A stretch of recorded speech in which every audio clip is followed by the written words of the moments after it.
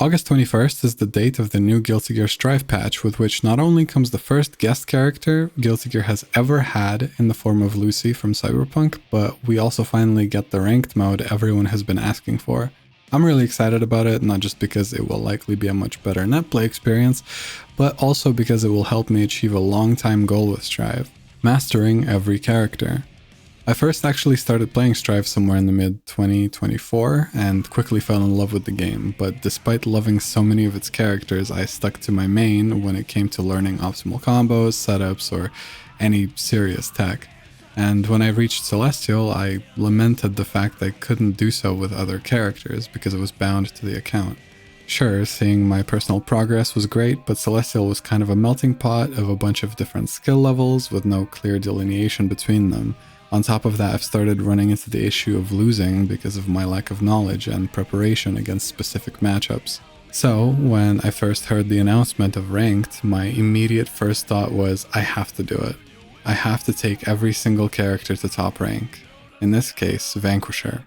I truly love this game, and learning every character will hopefully make me fall in love with it even more, while helping me understand better the perspective of other players.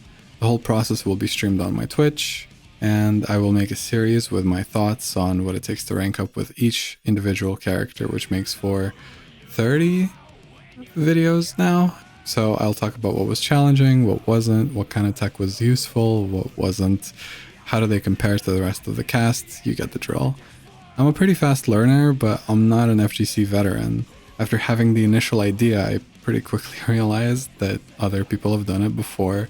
Most notably for me, Diaphone with his Street Fighter and Granblue series. But the difference between us is he can get to Masters in Street Fighter in a couple hours at most. I mean, he's done it in, I think, under an hour at some point.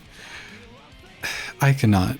I only have about a year of fighting game experience, and I've never seriously played competitive games before.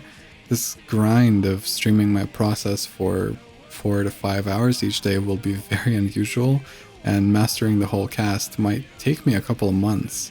So my experience will be a lot more similar to that of the average striver, probably. That's why I'll document the whole process and write small retrospectives on the challenges of each character.